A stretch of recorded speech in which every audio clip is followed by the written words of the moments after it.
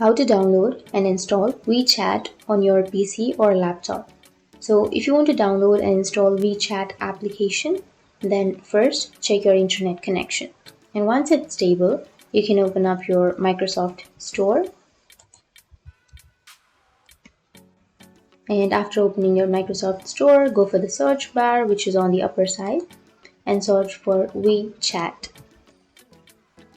And once you've searched, here on the first you will get Wechat application. Click on that, and here you will get install option.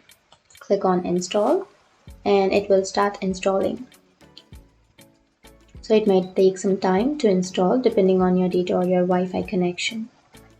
And once it's installed, you can remove that, and then you can go for your Windows or your apps, and here you can search for Wechat and you can open that application. And now you can scan and you can log into your account. So that's it. That's how you download and install Wechat application on your PC or laptop. And if you have any questions, feel free to comment below. Thanks for watching.